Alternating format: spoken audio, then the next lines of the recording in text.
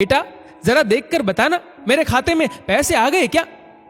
उस बुजुर्ग महिला ने कांपते हाथों से अपने साथ लाए झोले में से पासबुक निकालकर काउंटर पर रख दिया। वह पिछले कुछ महीनों में बैंक के इतने चक्कर लगा चुकी थी कि सामने काउंटर पर मौजूद शख्स भी अब उसे अपना कोई जान पहचान वाला ही लगने लगा था। अरे अम्मा, मैंने आपको अगले हफ्ते आने को बोला था। सुबह सुबह अम्मा को देख काउंटर पर मौजूद शख्स ने पासबुक उठा अम्मा का अकाउंट चेक करते हुए याद दिलाया, बेटा एक बार देख लो, शायद आ गए होंगे। नहीं अम्मा, कोई रुपए नहीं आए हैं। अम्मा का पासबुक वापस काउंटर पर रखते हुए वह अपने कंप्यूटर के स्क्रीन पर व्यस्त हो गया। बेटा तुमने ठीक से तो देख लिया ना?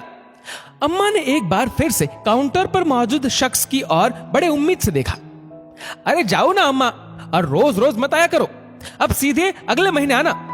उस शख्स की बात सुन गहरी निराशा के साथ वह अपना पासबुक उठा झोले में रख वापस मुड़ी और मोबाइल पर बात करते हुए बैंक के भीतर प्रवेश करते एक नौजवान से टकरा कर गिर पड़ी। ओ माफ कीजिए माँ जी, आपको कहीं चोट तो नहीं लगी? उस नौजवान ने अपना सूटकेस बगल में रख फुर्ती से अम्मा को उठाया। तब तक काउंटर पर मौजूद शख्स भी अपना काम छोड़ तेजी से भागकर वहां तक आ पहुंचा। नहीं बाबू, कोई चोट नहीं लगी। झोला संभाल अम्मा उठ खड़ी हुई। अम्मा का काम हो गया?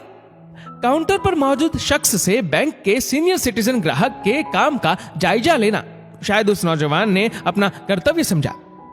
सर, अम्मा अपने अकाउंट से पैसे निकालने आई थी, किंतु पैसे अभी आए नहीं है। काउंटर पर मौजूद शख्स के हाव भाव से अम्मा समझ गई कि सामने खड़ा नौजवान उस बैंक के किसी बड़े ओहदे का मालिक है। लेकिन वृद्धा पेंशन तो पिछले हफ्ते ही सभी के अकाउंट में डाल दी गई है। इस नौजवान ने काउंटर पर मौजूद शख्स की ओर सवालिया निगाहों से देखा। नहीं नहीं बाबू, वृद्धा पेंशन नहीं चाहिए, मेरा बेटा रुपए भेजता है। अम्मा का स्वाभिमान देख वह नतमस्तक हुआ। अच्छा अच्छा, तो अभी तक रुपए नहीं आए? सर, पिछले 6 महीनों से अम्मा के अकाउंट में कोई रुपया नहीं आया है, लेकिन अम्मा रोज बैंक आ जाती है। आप मुझे अपना पासबुक दिखाइए। देखिए ना बाबू, अम्मा ने फिर से अपने कांपते हाथ झोले में डालकर लगभग चिथड़ा बन चुका पासबुक उसके हाथ में दे दिया। उसने उलट पुलट कर देखा।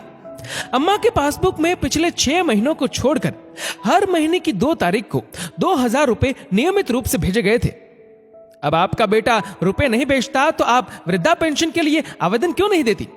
उस अजनबी अम्मा के लिए उसे थोड़ी चिंता हुई। नहीं बाबू, माँ बाप खैरात पर पले, ये मेरे बेटे को पसंद नहीं। ये सुन उस बुजुर्ग अम्मा के प्रति उसके दिल में सम्मान 2 गुना हो गया। लेकिन अब वह रुपए भी तो नहीं भेजता, आपकी जिंदगी कैसे चलेगी? जिंदगी तो चल रही है बाबू, लेकिन एक ही गम है कि अब उससे बात नहीं हो पाती और ना ही उसका कोई हालचाल मिल पाता है। आपके पास उसका कोई मोबाइल नंबर है? इसी खाते में लिखा है बाबू, लेकिन सरपंच कहते हैं अब उस पर बात नहीं हो सकती। क्यों? वह नंबर बंद हो गया है। अच्छा, आप यहीं बैठिए, मैं देखता हूं। वह अम्मा का पासबुक लिए अपने केबिन के भीतर चला गया। मुश्किल हालात में भी अम्मा में मौजूद स्वाभिमान से प्रभावित होकर उस स्वाभिमान को जस का तस बरकरार रखने के लिए अपनी अच्छी खासी तनख्वाह में से हर महीने 2000 रुपए अम्मा के अकाउंट में डालना उसके लिए कोई बड़ी बात नहीं थी। थोड़ी देर बाद वह बाहर आकर बेचैनी से इंतजार करती अम्मा से बोला, अम्मा, आपके बेटे की नौकरी छूट गई थी, इसलिए वह आपको इतने दिनों तक रुपए नहीं भेज पाया, लेकिन अब उसे नौकरी मिल गई है। अगले महीने से वह आपको रुपए जरूर भेजेगा। बाबू, उसे मना कर दीजिए, रुपए ना भेजे। बस पहले की तरह कभी कभी सरपंच के मोबाइल पर फोन कर अपना हालचाल मुझे बता दिया करे। अम्मा के चेहरे की निराशा थोड़ी कम हो गई और यह देख उसे खुशी हुई। जी ठीक है अम्मा, आप मुझे सरपंच का नंबर दे दीजिए। मेरे बेटे के पास सरपंच का नंबर है बाबू। अम्मा की बात सुन वह कुछ सोचकर चुप हो गया और पासबुक अम्मा को वापस कर अपने केबिन की ओर वापस मुड़ा। बाबू, आप मेरा एक काम कर दोगे? अम्मा ने उसे रोकते हुए पूछा। जी हाँ, कहिए। बाहर मेरा आदमी बैठा है, आप एक बार उससे भी कह दो कि आपकी मेरे बेटे से बात हो गई है। अम्मा ने उसके सामने हाथ जोड़े। हाँ, लेकिन ये बात तो आप भी कह सकती है। वह मेरी बात पर विश्वास नहीं करेगा। क्यों? वह कहता है कि हमारा बेटा मर चुका है। क्या? उसके पैरों तले मानो जमीन ही खिसक गई। हाँ बाबू, वह कहता है कि कोई कोरोना वाला राक्षस हमारे बेटे को खा गया।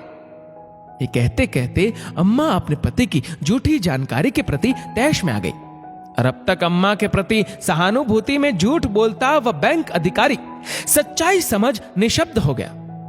सचमुच कुछ घटनाएं आपको निशब्द कर देती हैं।